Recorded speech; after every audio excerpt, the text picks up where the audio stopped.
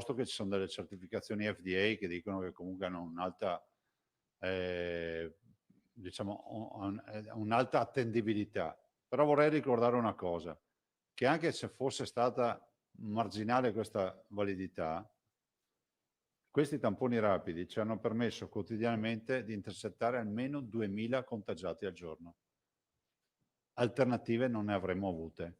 Quando voi vedete il bollettino 3000 contagiati, considerate che noi facciamo mediamente dai 15 ai 18.000 tamponi molecolari al giorno e 40.000 di rapidi. Quindi quei 40.000 rapidi, 2000, almeno 2000 nuovi contagi al giorno ci hanno permesso di trovarli. Numero dei positivi 145.592 più 2003. Ecco, questi numeri, i positivi che crescono in maniera così importante, lo si ha dal fatto ovviamente che il tampone rapido ha lavorato. Non sto facendo una difesa del tampone rapido, ma dico che per la logica dei grandi numeri siamo passati dalle giornate di marzo dove facevamo 2000 tamponi al giorno a quelle di oggi dove arriviamo anche a 60.000 tamponi in una giornata. Ricoverati in area non critica, 2.608. Sono più 26 persone. Ricoverati in terapia intensiva 339, più 8.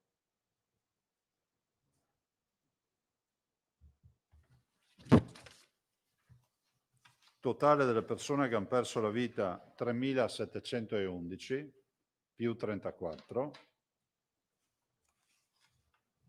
Dimessi 7.163, più 66. Le considerazioni da farsi quali sono? Sono la prima,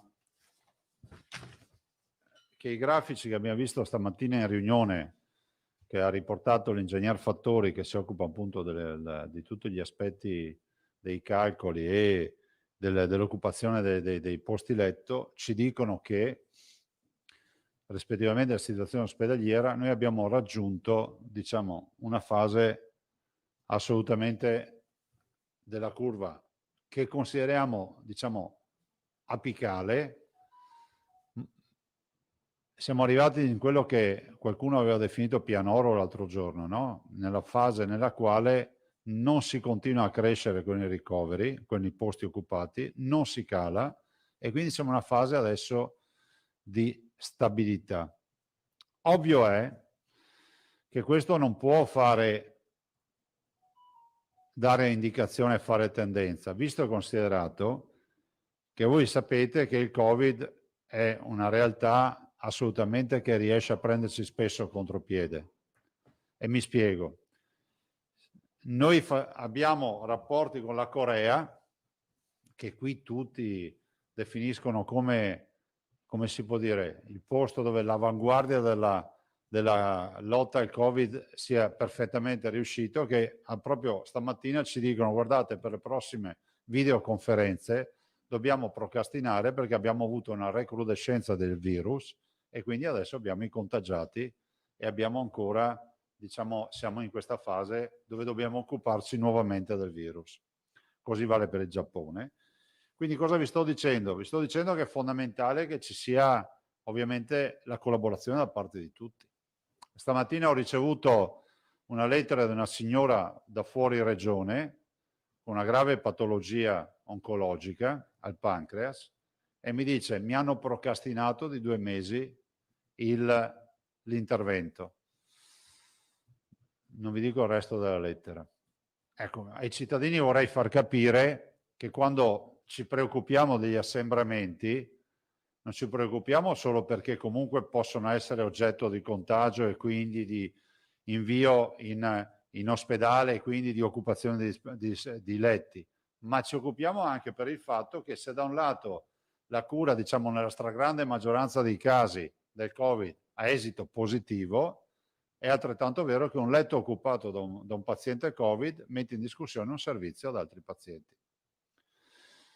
Questo è quello che mi sento di dire. Però se guardate con esattezza i dati, voi sommate i 2.608 pazienti ricoverati ai 339 in terapia intensiva, sono quasi 3.000 persone ricoverate. Se andate a vedere i dati di marzo, la punta più alta di marzo era 2004. Se andiamo a vedere l'incidenza dei positivi sui tamponi fatti a marzo ad oggi, vediamo che in questo momento, a farla proprio grande, abbiamo 1/3 dei positivi che avevamo a marzo sui tamponi. Cioè, oggi abbiamo meno incidenza dei positivi rispetto a marzo, una mortalità più bassa rispetto a marzo, siamo sull'1%, diciamo più 1% rispetto al novembre dell'anno del 2019, a marzo eravamo più 30 di mortalità rispetto al marzo del 2019. Allora, abbiamo meno positivi sui tamponi che facciamo, abbiamo una mortalità che è di gran lunga inferiore, però abbiamo gli ospedali con esattamente 600 persone in più ricoverate. Voi capite che il tema del distanziamento sociale diventa strategico, necessario da sostenere. Noi avremo una riunione oggi alle 17, una domani mattina, sempre con il governo, si parlerà di DPCM. Cercheremo di capire quali saranno le proposte del governo, perché ad oggi sembra che gli unici che siano informati siano alcuni quotidiani nazionali, perché vedo pubblicare tabelle, proposte, scuole, non scuole, piste, non piste. Noi cercheremo di andare lì con uno spirito collaborativo, come tutti gli altri colleghi presidenti, cercando di capire che questo DPCM, ve lo ripeto, è elemento centrale di questa battaglia, perché è un DPCM che si inserisce in piena fase invernale, perché è un DPCM che comunque dovrà affrontare Covid, influenza, e quindi il virus influenzale a gennaio, e ovviamente la più grande campagna vaccinale che mai si sia fatta. Quindi con tutta questa pressione noi abbiamo comunque inalterato il nostro organico regionale, anche perché non è che abbiamo pullman di professionisti pronti ad assumere. Anche qui usciamo da questa leggenda metropolitana che la regione non vuole assumere. E anzi, guardate, ne parlavamo proprio stamattina, porteremo anche un quadro di qual era la dotazione organica pre-Covid e vediamo qual è la dotazione organica con tutti i concorsi e investimenti fatti durante il Covid. Quindi andremo a ragionare di questi termini. Ovvio è che la domanda ricorrente che ci fanno tutti, ma lei cosa pensa delle piste da sci? Continuo a dire che vorrei capire innanzitutto quali dovranno essere, scusatemi, i principi fondanti di questo nuovo DPCM. Il principio fondante è che l'assembramento è un problema? Allora tu non puoi chiudere i teatri, i cinema e le piste da sci, perché non mi risulta che l'assembramento ci sia solo in questi contesti, anzi forse più governabili degli assembramenti, diciamo, volontari e liberi che si creano naturalmente. E quindi io auspico che il governo fissi intanto, da un punto di vista proprio di politica sanitaria, no? Di piano di sanità pubblica, dei pilastri, no? L'assembramento, gli spostamenti, eccetera. E dopo, a cascata, ci saranno ovviamente delle misure. Ma a partire dal fatto di dire tu sì, tu no, non mi sembra un metodo di lavoro. Lo dico in maniera costruttiva, perché è difficile spiegare il teatro chiuso e lo struscio aperto. È difficile spiegare la pista da sci chiusa e l'happy hour con la piazza piena, perché qualcuno ti viene a chiedere scusa, ma che colpa ha l'impianto di risalita? Guardate, io penso che prima di tutto venga la salute. Non si dica mai in giro che questa amministrazione fa i conti con la calcolatrice. Cioè, prima di tutto per noi viene la salute. Ovvio è che però ci vogliono dei principi per affrontare eventuali restrizioni. Allora, noi abbiamo fatto l'impossibile per fare in modo di far coniugare aspetti, diciamo, di sanità pubblica e quindi la tutela della salute con l'economia. Forse non tutti non hanno colto che l'essere stati per 3 settimane in zona gialla ha significato comunque la possibilità di non avere i confini comunali chiusi, di non avere bar e ristoranti chiusi tutto il giorno e altre restrizioni come quello di dover circolare con l'autocertificazione per uscire dal proprio confine comunale. Io sono convinto che se non investiamo nell'evitare gli assembramenti rischiamo di avere l'R-T che inizia ad alzarsi e l'R-T che si alza vuol dire che l'incidenza dei contagi riprende quota, noi passiamo a un colore diverso di zona e quindi poi magari apprezzeremo di più la zona gialla che magari da qualcuno è stata vissuta come una grande restrizione. Ve lo devo dire perché comunque questa settimana non è che noi ci possiamo esimere dall'essere valutati. E l'R-T, cioè il grado di incidenza dei positivi sui tamponi fatti, ovviamente ci dà il verdetto assieme agli altri 21 parametri. Ma l'R-T è quello che pesa di più sui 21 parametri. Vi dico che abbiamo fatto il sondaggio, scusatemi, lo screening ad Auronzo sulla popolazione dai 41 ai 65 anni, praticamente il 33% della popolazione. Ringrazio tutti coloro che si sono messi a disposizione, l'abbiamo fatta in località Tagliarezze e il risultato è stato un risultato che peraltro è in linea con quello che accade comunemente in questi screening di massa, che l'incidenza dei positivi sulla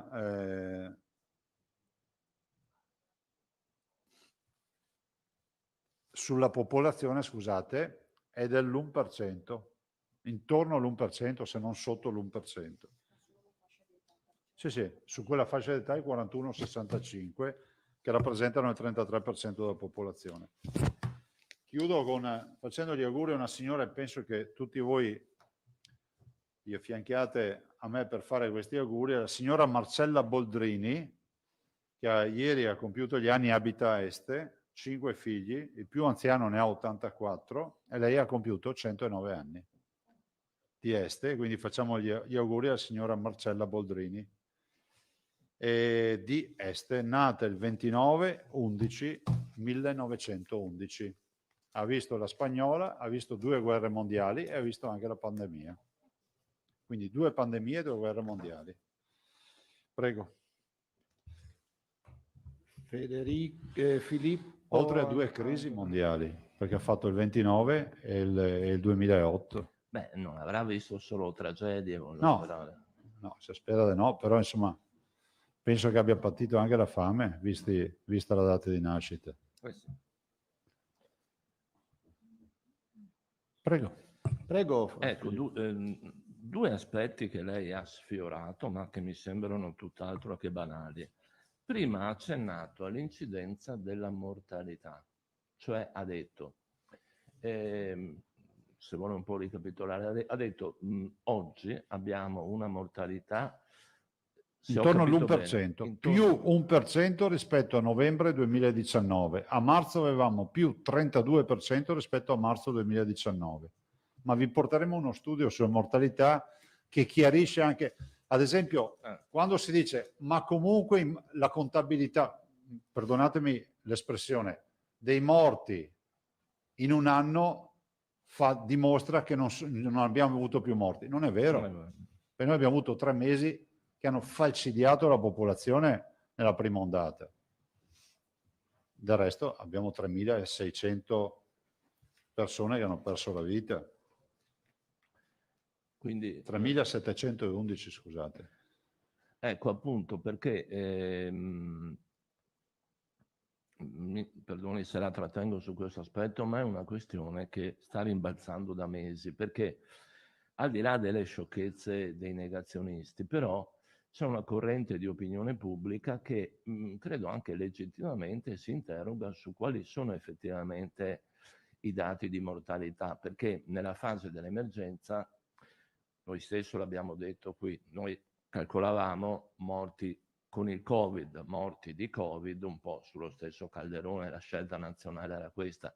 È ancora così la classificazione? È ancora così, ma non è che la gente non morisse più di altre patologie. Ecco. Quindi lei ci ha accennato, può dirci qualcosa di più su questo? No, la perché, vera incidenza della mortalità? No, perché stiamo chiudendo lo studio, anche perché dovete considerare che a marzo noi ci siamo fatti quasi 3 mesi più o meno di lockdown, quindi abbiamo comunque una contabilità dei morti e va calcolata la non incidenza dei morti da incidente stradale o morti sul lavoro, perché anche quella comunque pesa. Basti guardare le vostre testate giornalistiche quotidianamente annunciate di incidenti stradali. Ecco, voi capite che per 3 mesi quei morti non ci sono stati.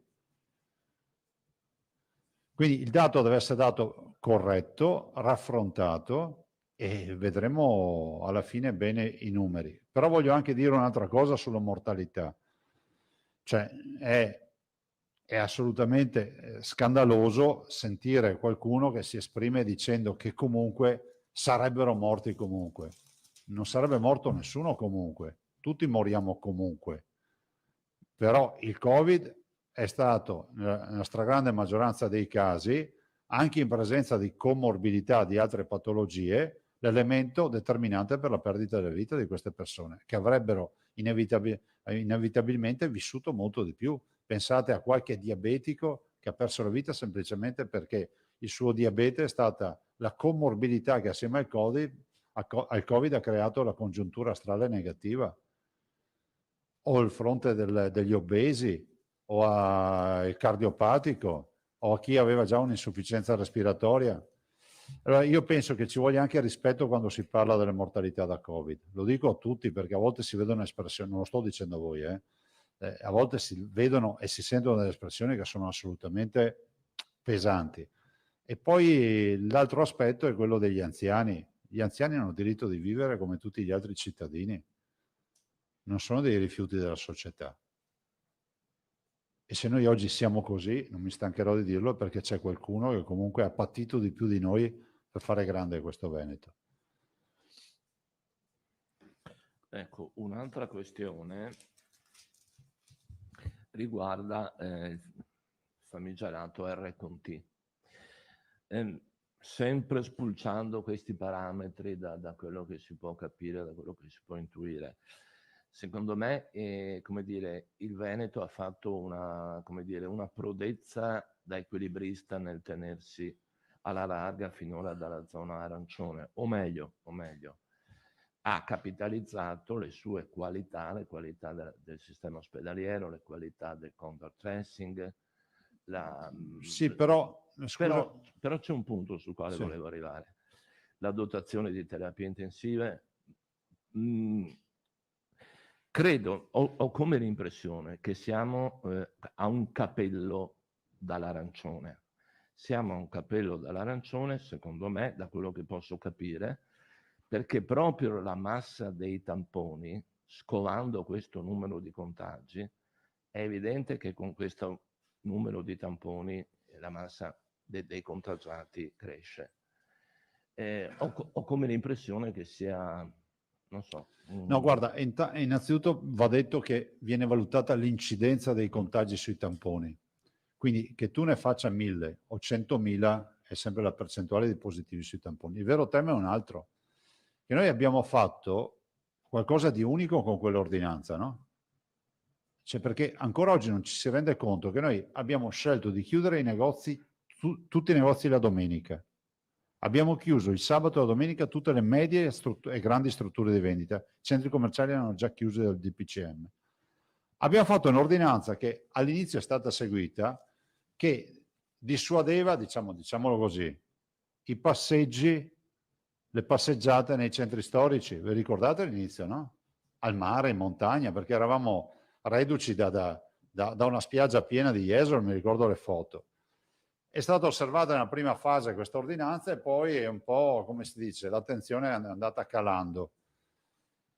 L'R-Conti, che pesa tantissimo per la valutazione tra i 21 parametri, è legato strettamente alla incidenza dei positivi, cioè al fatto di paragonare l'incremento dei positivi che noi intercettiamo.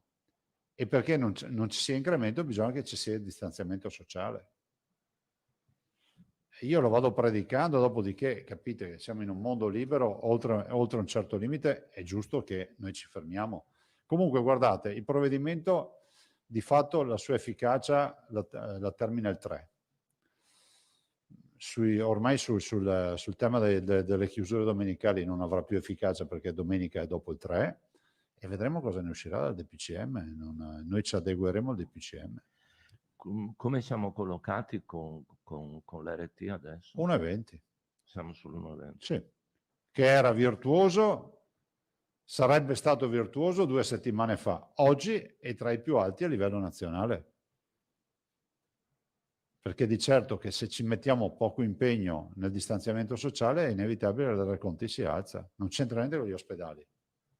È la diffusione del virus. Grazie.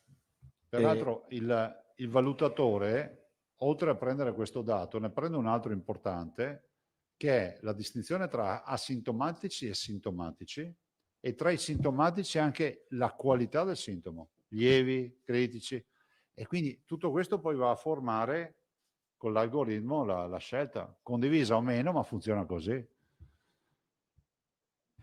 Allora, se ho ben visto le mani, a me risultano Pederiva, Marchiori, Giacomuzzo, Bonet e cos'è? Perfetto.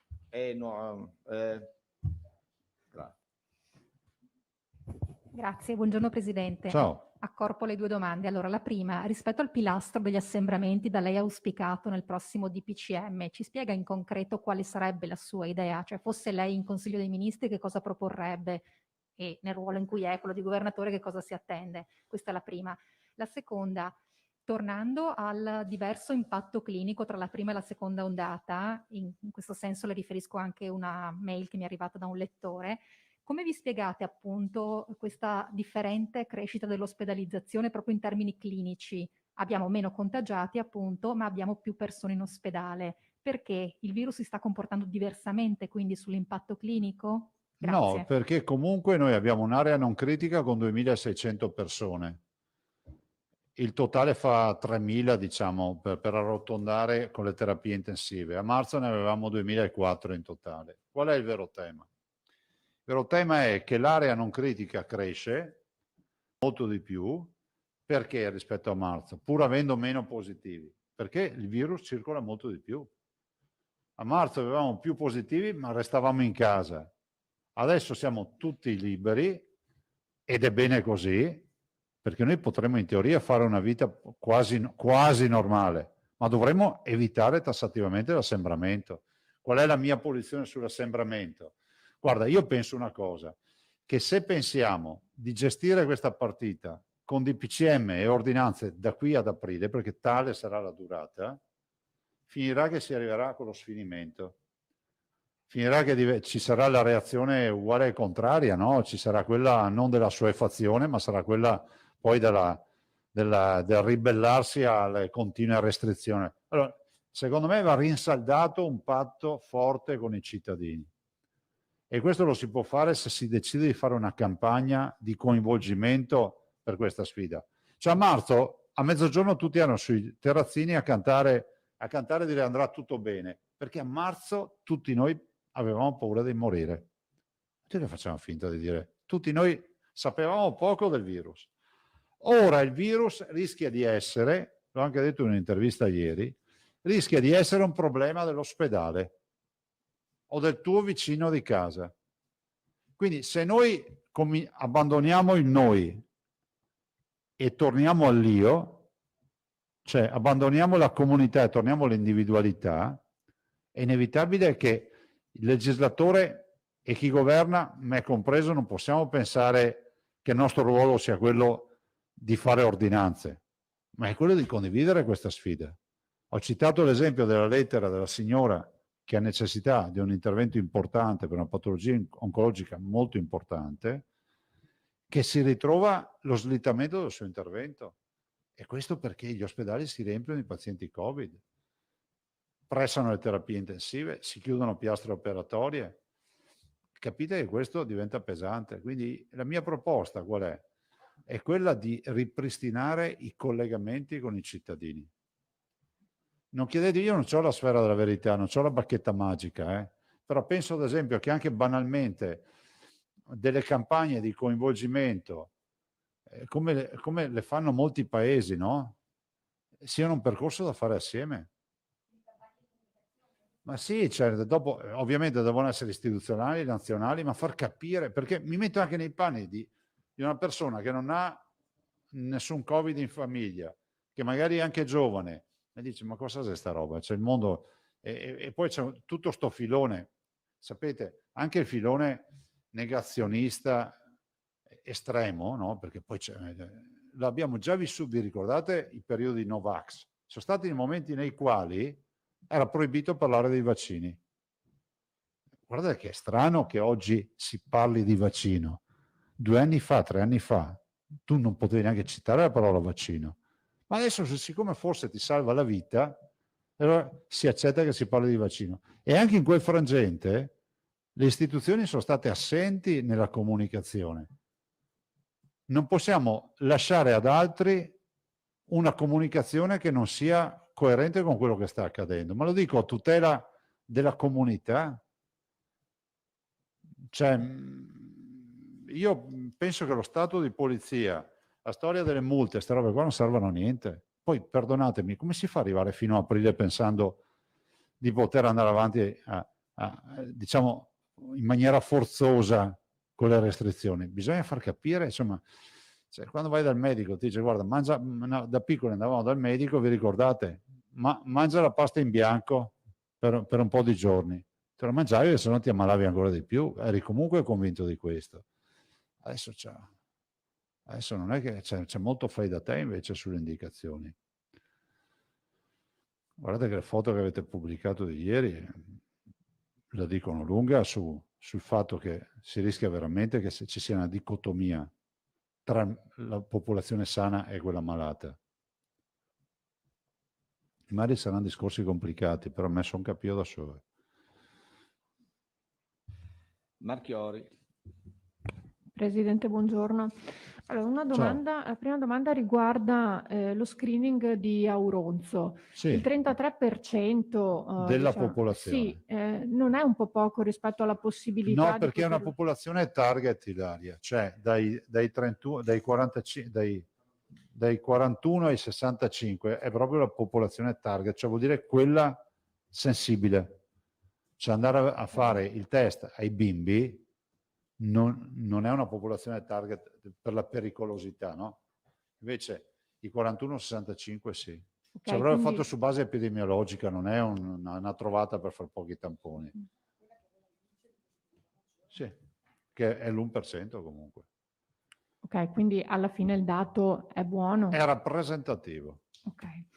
Poi c'è un'altra domanda, è un appello, forse questo la riporterà anche un po' indietro di qualche mese, che arriva da molti futuri mamme e papà, perché dicono che negli ospedali di Padova e Vicenza non è consentito ai papà di poter entrare in sala parto e quindi loro hanno scritto anche... Alle ecografie?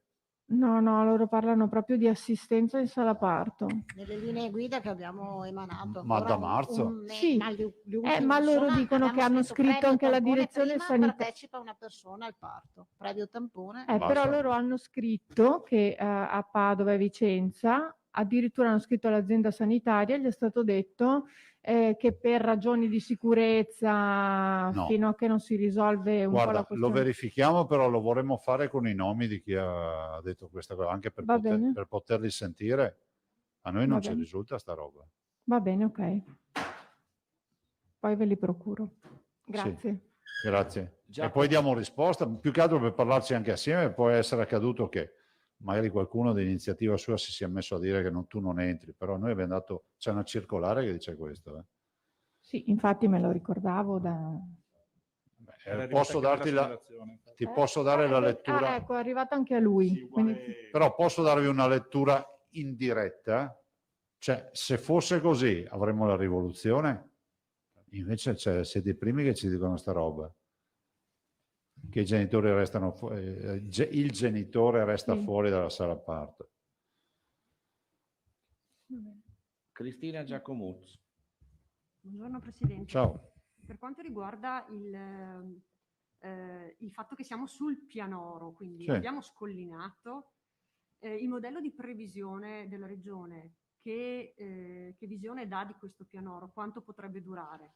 Guarda, questo non te lo so dire, però il modello di previsione ci dice che se non mettiamo mano al distanziamento sociale, noi il virus ce l'abbiamo e lo veicoliamo allegramente. Cioè noi non abbiamo meno accessi in ospedale. Cioè la curva si piega, ma comunque resta, diciamo, va in pianoro nei ricoveri, semplicemente perché il turnover dei letti è elevato, per cui ci sono molte dimissioni, ma molte prese in carico. È bene spiegare, non è che siamo arrivati lì. Cioè, noi abbiamo, pensate alle terapie intensive, sabato, se non ricordo male, abbiamo caricato 27 in un giorno di pazienti in terapia intensiva. Scusate, sulle terapie intensive da Verona mi chiedono, parla di terapie intensive e semi-intensive che sono occupate per il 30% dei posti, però Verona è satura. A Verona quindi gli ospedali avevano ieri 40 persone in attesa di un posto letto al pronto soccorso e quindi i reparti Covid a Verona sono intasati. Ma no, Verona, a dire la verità, sta impiegando bene gli ospedali di comunità. Alle terapie intensive assolutamente, diciamo, quelle che ci sono, ma poi ovviamente si amplia la dotazione, sature, ma il che non vuol dire che manca terapie intensive. Cioè, vuol dire che rispetto a quello che fino ad ora abbiamo aperto, siamo in saturazione, però si continua ad aprire, insomma. Sì, che sia chiaro il concetto, Verona non è in grado di prendere in carico un paziente in terapia intensiva. Ovvio è che, ad esempio, in area non critica abbiamo un sacco di carico. Poi leggo che il sindaco giustamente fa i sensi unici per i pedoni, Certo. come a Capri in piazzetta. E un'ultima cosa, Presidente, visto che i positivi aumentano, l'app Zero Covid Veneto, a che punto è? È prontissima, stiamo attendendo la chiusura di un incontro con i medici di base per avere eventuali ulteriori loro osservazioni. E considerate che nel frattempo noi ci abbiamo messo dentro i tamponi, abbiamo messo dentro la biosorveglianza, per cui in itinere. Ecco, leggo da qualche parte che ogni tanto qualcuno dice che noi abbiamo creato l'app alternativa ad Immuni. Io non so in che lingua dirlo, lo potrei dire, non so, in spagnolo, in inglese, sceglietevi una lingua, cioè non ho capito. Cioè non c'entra niente con Immuni questa app. Questa non traccia nessuno. È un'app che ci serve per dialogare col paziente che è a casa. Vedo che c'è anche un impegno a livello nazionale di fare trasmissioni sulla nostra protesta con l'app, che non c'entra niente, niente. È come avere l'app per mappe per navigare e uno ti fa un'app per i sentieri. Cioè, cosa c'entra l'app dei sentieri con l'app delle strade? Non lo so, niente. Quindi insomma prossima attivazione nel giro di breve allora? Sì, quando abbiamo l'incontro? Questa settimana? Sì. Abbiamo chiesto poi agli operativi, cioè i medici di medicina generale e ai SISP, di poter darci le ultime osservazioni. Però l'app è, diciamo, per noi, diciamo, noi la vediamo già girare. Ovvio che dobbiamo renderla pubblica. Prego. Marco Bonet, se vieni qui un attimo, mi fai una cortesia. E allora, buongiorno Presidente, Ciao, due domande. Per quanto riguarda l'avvicinarsi del Natale, ci sono, come dire, chiarimenti sugli spostamenti tra regioni e anche per chi torna dall'estero? Perché abbiamo casi, per esempio, di tanti ragazzi che sono all'estero per lavoro o per studio e non sanno proprio materialmente cosa devono fare, se sottoporsi a tampone, a quarantena, se proprio non devono comprare il biglietto aereo, quindi sia spostamenti tra regioni che dall'estero. Grazie. No, ad oggi no news, cioè nel senso che non abbiamo novità, tutto quello che si legge lo leggiamo anche noi, ma il governo ufficialmente a noi non ha parlato di questo. Spero che ne parli oggi pomeriggio alle 5 e ne parleremo domani mattina. Certo è che il tema del ricongiungimento familiare classico del Natale è forse uno dei temi più importanti, no? Che è quello del ritorno, diciamo, in famiglia di persone che non lo sono. Ed è una caratteristica, insomma, che in un paese come il nostro che ha molti emigrati, insomma, si sente. Il collega di TV7. Sei tu? No, tu dovresti... 7 gol, scusate. Buongiorno, intanto che chiedo scusa. Però qua c'è l'oro. Proviamo a difendere.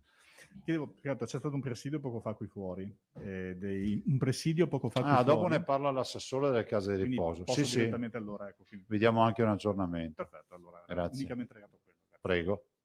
La collega Moscato. Sì, buongiorno Presidente. Buongiorno. Sì, scusi, eccomi. Allora, la domanda era un po' sul plasma. Abbiamo lasciato perché a un certo punto non c'erano sufficienti donatori perché in estate c'era la mancanza di guariti. Ora penso che questo problema non si ponga assolutamente. Pertanto rimane stupita certe persone, dico, ma come?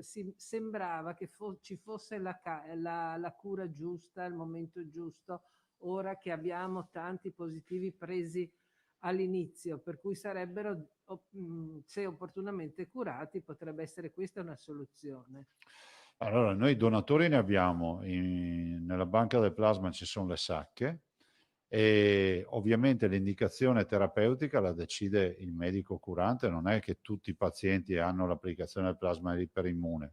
Dopodiché siamo in un ambito di cura che ovviamente è una sperimentazione e sappiamo che non ha controindicazioni, questo ci è stato chiarito in più occasioni.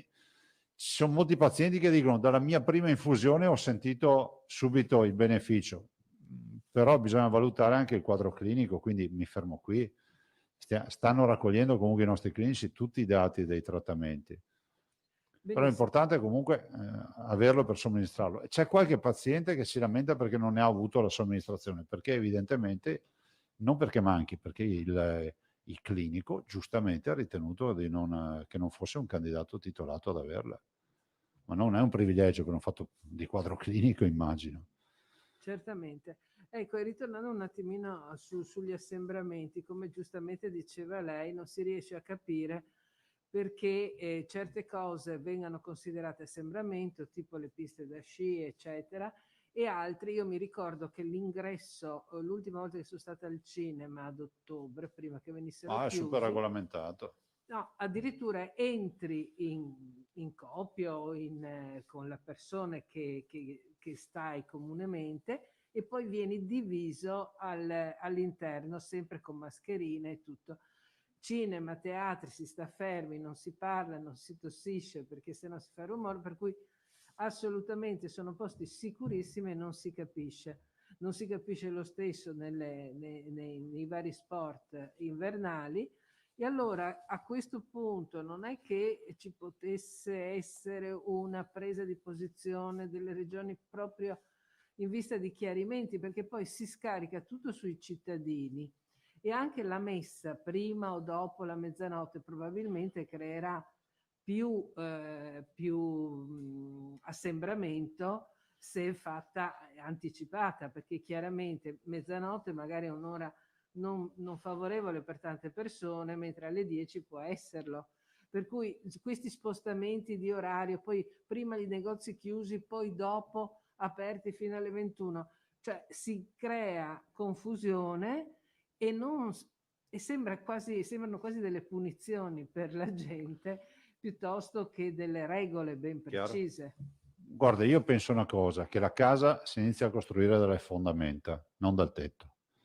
Le fondamenta sono i principi fondanti del DPCM, cioè questo DPCM deve fissare dei principi. L'assembramento è un problema? Sì. Questo è un pilastro. Non possiamo ragionare al contrario partendo dal tetto dicendo ma piste da sci fanno assembramento, ma i teatri sì. Perché capite che poi si creano anche delle sperequazioni sociali. Dopodiché, ripeto, io sono convinto che se pensando da qui ad aprile andare avanti a colpi di DPCM, di ordinanze, non ne veniamo più fuori perché a un certo punto dopo la assuefazione i cittadini tirano dritti e basta, è inevitabile che accada questo. Sì, allora appunto spingere anche sui tamponi, per esempio anche un prezzo, allora diciamo che adesso attualmente così stando un po' a quello che si vede in giro, più o meno sui 15 euro un tampone rapido lo trovi in un istituto, insomma in una clinica, ecco. E se questo prezzo fosse un attimino più contenuto e fosse più facile accedere per tutti al tampone rapido per poter andare alla cena con gli amici, per poter fare una cosa previo tampone, Ma guarda, il mondo andrà in quella direzione. Il tampone fai da te è la risposta. C'è sempre il rovescio della medaglia, ma il contact tracing, dobbiamo fare tutta la tracciabilità per sapere chi è positivo e chi non è positivo, perché poi se lo fanno in casa, fermo restando che l'alternativa è che non se lo fanno. Allora, io trovo strano in un paese nel quale noi abbiamo posto una questione, c'è la possibilità di validarlo. Non ho visto grande interesse, come è accaduto per il tampone rapido, quando noi siamo partiti, poco interesse.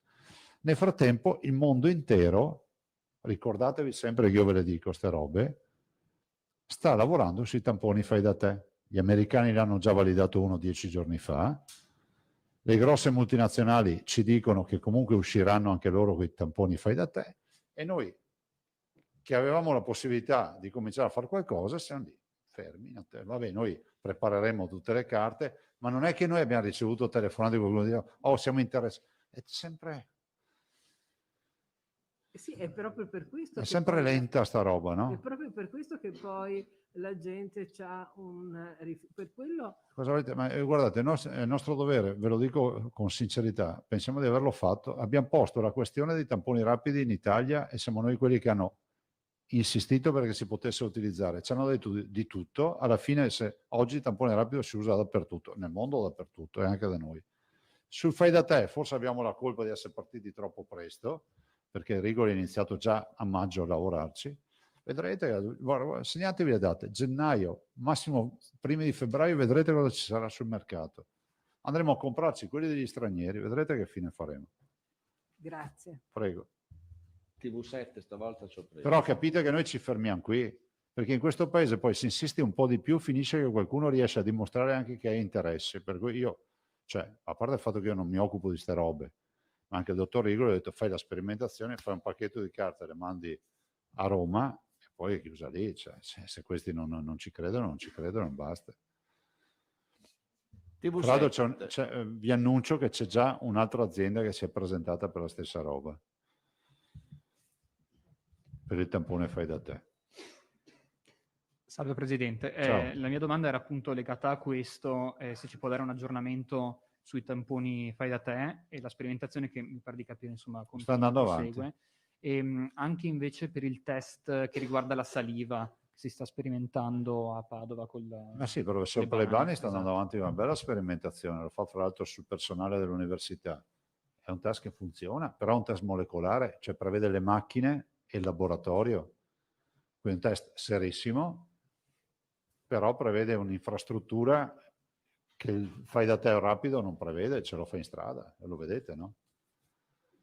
C'è la possibilità che comunque in tempi abbastanza brevi possa finire la sperimentazione? C'è un salivare rapido che abbiamo visto, però oggettivamente il dottor Rigoli ne sta lavorando da mesi, però il problema che mi diceva era la concentrazione della saliva, perché comunque tu vai a beccare l'antigene dentro nella saliva che raccogli.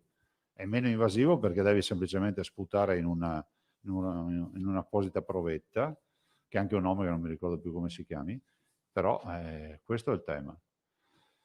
Grazie mille. Prego. Il primo giro è finito, c'è qualcun altro? Tosatto, Marchiori e poi la parola all'assessore Lanzarin e l'assessore Bottacin e poi chiudiamo. Ecco, due cose. Una Prego. che proprio cammin facendo ci è arrivata questa nota della Giunta che riguarda la proposta degli assessori, penso al turismo dell'Arco Alpino, compreso il Veneto, che propone in sostanza di autorizzare l'accesso agli impianti sciistici agli ospiti degli alberghi e a coloro che possiedono o hanno in affitto una seconda casa. Quindi immaginiamo che questa sia a tutti gli effetti una proposta che il Veneto sosterrà. No, guarda, io ti dico anche la verità, io l'ho vista sto documento, ben venga perché c'è interesse, però in una fase di pre-trattativa questo documento giustamente sembra quasi una proposta, no? Questa diciamo che è una preoccupazione, hanno messo nero su bianco una preoccupazione, ma non è una proposta, nel senso che non è la proposta delle regioni per gli impianti. Per gli impianti io vado a portare la proposta che ci dicano cosa vogliono fare con gli assembramenti a 360 gradi, poi capiamo. Ma mi perdoni, ma se non è una proposta... No, degli assessori. Ma gli assessori sono parte sì, della Giunta, no? Attenzione, capiamoci, gli assessori sono usciti, ma io l'ho vista questa, sono usciti dicendo, male che vada, autorizzate diciamo quella parte diciamo di residenziali, no? Cioè alberghi eccetera, e ben venga. Però dico, non è che vado a parlare col governo e la misura è da qua in giù, questo volevo dire. Questa definiamo una clausola di salvaguardia, ecco, così ci siamo capiti. Ma non è la base della trattativa. No, base, ma comunque... No, ma la conosco io il documento, l'ho visto. Lo immagino, non ho dubbi. Non ho ben capito questa distinzione, però... No, ti ho detto, è assolutamente giusto averlo presentato. Tanto è vero che io l'ho condiviso. Ma non rappresenta la base dei ragionamenti. È la volontà di dire, guardate che oltre sto livello qua non si può andare, perché ci sono anche gli alberghi, c'è comunque una residenzialità turistica che non può essere spenta del tutto. Diciamo che sarebbe il minimo sindacale. Esatto, diciamo sarebbero i motori al minimo. Gli assessori hanno voluto dire, guardate che esiste una condizione oltre la quale non si può andare, che è quella dei motori al minimo. L'altra cosa riguarda la vaccinazione. Sì. Si sente dire, ma insomma, no, si sente dire, è stato fonti del governo hanno detto che oggi i produttori del vaccino avranno un incontro con le regioni, no? Si sta muovendo qualcosa? C'è qualche ipotesi, qualche No, dettaglio? speriamo sul vostro- di essere messi nelle condizioni di farlo quanto prima. Vi avviso già che abbiamo comprato i frigoriferi, scusatemi, i congelatori, quelli da -80, li abbiamo già comprati e siamo pronti. Cioè, la dottoressa Russo sta facendo bene tutto sto piano, l'assessore sta seguendo. Oggi c'è questo incontro. Voi sapete, la dottoressa Russo, fra l'altro, è coordinatore anche del gruppo di lavoro e ci rappresenta come regione all'interno del gruppo di lavoro. Ha ancora qualche vincolo, come si può dire, di riservatezza rispetto al lavoro che sta facendo, ma io direi che se domani c'è, lei c'è tutti i giorni, magari le invitiamo in conferenza stampa così vi dà un aggiornamento. Grazie.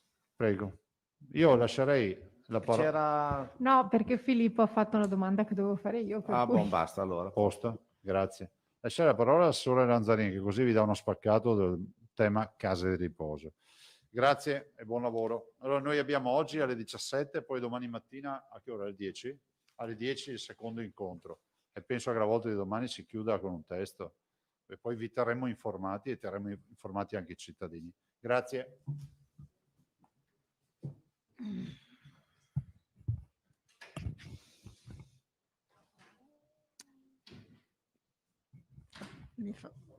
Sì. Allora, andiamo di domande? Andiamo di domande. Allora, Assessore, nelle case di riposo c'è una situazione abbastanza al limite, sia per quanto riguarda il personale che è qui fuori che protesta, anche per quello che riguarda gli ospiti e le famiglie degli ospiti. Che tipo di orizzonte ci dà come regione rispetto al tema delle visite, rispetto al tema delle cure, rispetto al tema della presenza del personale? Grazie. Allora, noi abbiamo fatto anche oggi, anche la settimana scorsa, appunto tutta una serie di discorsi e di incontri con i direttori generali. Sono stati coinvolti anche i direttori sanitari e quant'altro, soprattutto sul fronte del personale. La settimana scorsa avevamo detto che abbiamo cercato di insistere su quella possibilità che c'è appunto previa la delibera che abbiamo fatto con la bozza di convenzione, dove appunto il personale sanitario, infermieristico nello specifico, può fare prestazioni fuori orario appunto all'interno di queste strutture. Quasi ogni USL ha fatto delle manifestazioni di interesse, mi dicono che ci sono 10, 12, 13 insomma persone per USL che hanno dato la disponibilità, infermieri stiamo parlando. È chiaro che questi danno la disponibilità di 1-2 ore, invece ci sarebbe bisogno di un discorso un po' più continuativo. Stiamo cercando anche di vedere con Azienda Zero, tramite appunto Azienda Zero, sia le manifestazioni di interesse che c'erano state, sia altre, se c'è personale da inviare. Abbiamo attivato i canali con la cooperazione sociale, quindi con tutta la cooperazione sociale, per cercare di trovare anche tramite cooperazione sociale, quindi facciamo noi un po' da tramite personale se c'è libero di inviare.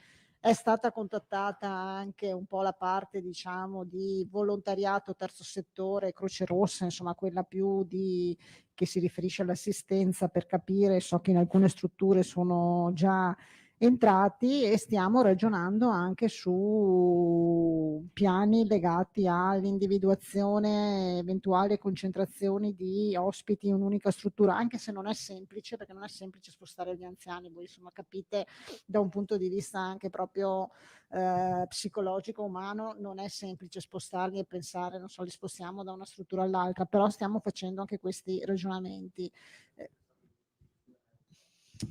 Ma perché l'idea potrebbe essere quella di individuare alcune strutture dove c'è una percentuale molto alta di positivi, tirare fuori da queste strutture le poche unità di negativi e inserirli in qualche altra struttura. Però ci stiamo ragionando, ma anche con tutte le cautele, perché ripeto, insomma, sapete che non è semplice, insomma, portare via una persona anziana che ha dei punti di riferimento da una struttura per metterla in un'altra struttura, insomma, quindi è una questione anche questa molto delicata.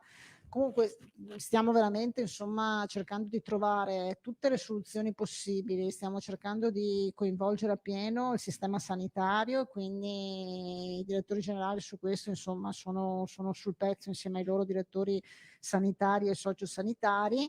Siamo vicini sicuramente ai lavoratori e abbiamo anche aperto i canali come Commissione Salute nazionale, come Conferenza delle Regioni, portando al governo e al ministro anche la situazione delle strutture residenziali per anziani, chiedendo quindi intanto di inserire dei ristori.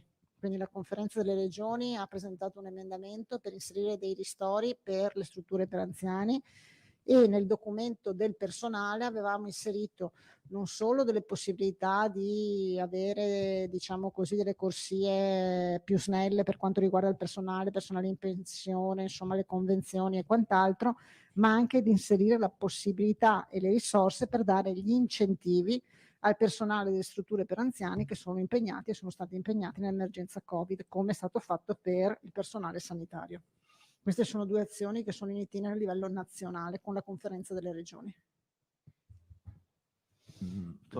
La disponibilità che segnalavi era rispetto alla prestazione straordinaria da parte degli infermieri, dicevi che più o meno no, ci sono una dozzina per USL. Una dozzina per USL, insomma mi sembra che abbiano dato risposta. È chiaro che danno risposta per 2 ore, mentre loro avrebbero bisogno un po' più di una continuità, però in questo momento navighiamo insomma abbastanza a vista, e quindi sì, oppure 2 ore, 1 ora la sera, insomma, quindi invece avrebbero bisogno di mettiamo sicuramente più continuità. Stiamo anche monitorando giornalmente il contagio, i positivi tra operatori e anche quelli che rientrano, e ci sono alcune situazioni in cui insomma fortunatamente insomma ci sono anche operatori che stanno rientrando, e quindi insomma in alcune situazioni, in alcune strutture la situazione è un po' migliorata. Rimane comunque sempre una situazione insomma molto molto delicata e molto fragile, e questo credo, questo lo dico insomma personalmente, credo che dovremmo sicuramente rivedere in futuro il sistema. E poi dico un'altra cosa: noi con gli interventi che abbiamo fatto a livello nazionale di richiesta vogliono anche essere un appello affinché ci sia una presa di considerazione più forte. Oggi la non autosufficienza, le strutture per anziani a livello nazionale sono un po' terra di nessuno, cioè nel senso sono emerse in questa emergenza vera e propria, quindi insomma io credo che anche da un punto di vista nazionale quindi ci deve essere una presa un po' più forte. So che anche le associazioni Euripa e UNEBA hanno fatto diversi appelli al governo in questa direzione e non posso che non condividerli, insomma. Altre domande? Mi pare domande per l'assessore Bottacin, lei. Bottacina? Ah. Prego. Assessore, così ti sentono anche le TV. Buongiorno Assessore, siccome siamo al 30 novembre ed era questa stata la scadenza indicata dall'algoritmo per il raggiungimento appunto del pianoro, volevo capire se l'algoritmo conferma questo o se sposta in avanti all'inizio di dicembre la permanenza di questa fase di stabilità. Grazie. No, da qualche giorno, dalla settimana scorsa, sono 4-5 giorni, diciamo che il numero è stabile, no? Dei ricoveri totali. Quindi vuol dire che abbiamo raggiunto quello che noi avevamo ipotizzato essere il momento di massimo numero di ricoveri. Quindi da qualche giorno abbiamo raggiunto questo dato, quindi è conforme rispetto a quello che era la previsione. Adesso possono succedere 2 cose: o l'R+T cala come nelle altre parti d'Italia, però ricordo che nelle altre parti d'Italia hanno delle restrizioni, quasi tutte le regioni erano arancioni o rosse, quindi con restrizioni ben più pesanti rispetto a quelle che avevamo noi, e infatti in quelle regioni è calato l'R+T in maniera importante, in alcune addirittura sotto 1, quindi vuol dire che il contagio è in diminuzione, il fronte del contagio è in diminuzione. oppure l'R con T rimane sopra l'1 o addirittura cresce, e questo potrebbe comportare nei prossimi giorni una curva che riprende a salire, cosa che noi speriamo non accada. Tanto è vero che tutte le ordinanze che sono state fatte in questo mese circa di permanenza in zona gialla avevano lo scopo appunto di contenere l'R con T ed evitare che il contagio si espandesse ulteriormente. Il famoso un cliente ogni 20 metri quadri, il divieto di assembrarsi nelle località turistiche piuttosto che nei centri storici, avevano questo obiettivo qua. Adesso vediamo cosa prevederà il DPCM, quindi molto dipenderà da quello che prevederà il DPCM. Io ho letto solo sulla stampa alcune ipotesi, però non ho alcuna idea di cosa prevederà il DPCM, no? Par di capire che manterrà le 3 zone, i 3 colori, però con restrizioni diverse rispetto a quello che c'era nel vecchio DPCM. Questo io ho percepito leggendo la stampa, però leggendo la stampa, insomma, poi non ho idea.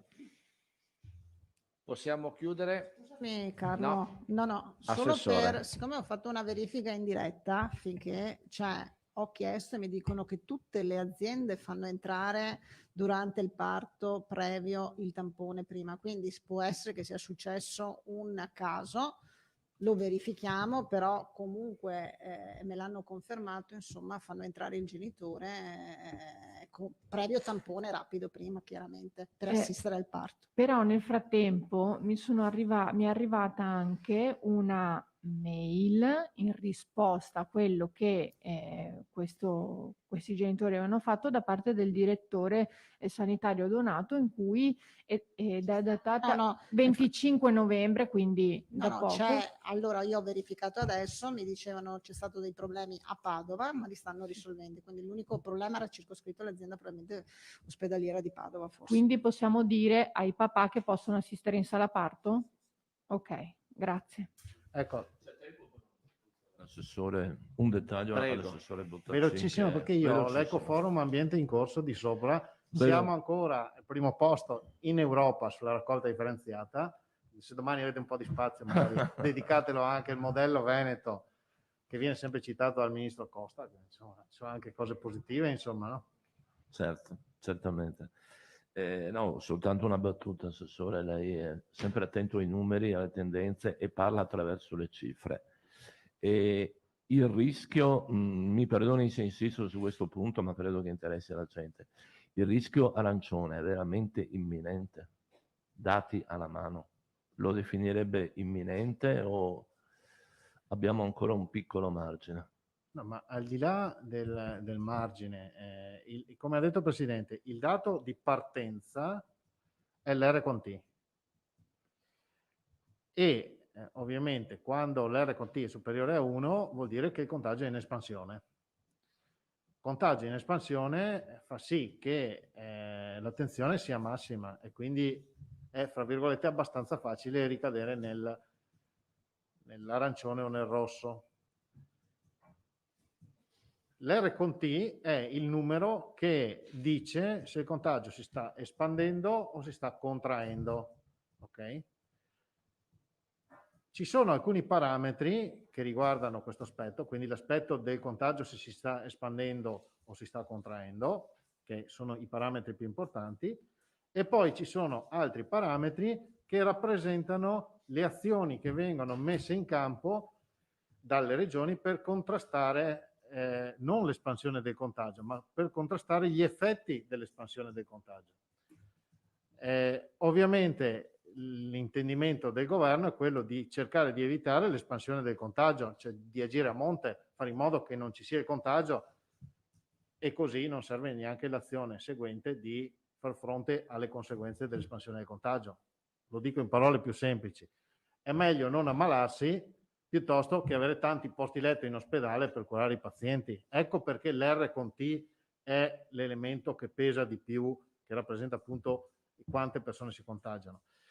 Noi abbiamo sulla fase quella appunto della presa in carico, sia dal punto di vista del tracciamento che dal punto di vista sanitario, mi pare che abbiamo una buona risposta, i numeri ci dicono questo, però ripeto, il numero che comanda di più è quello dell'espansione del contagio, e l'espansione del contagio non sta calando come invece è calato da altre parti.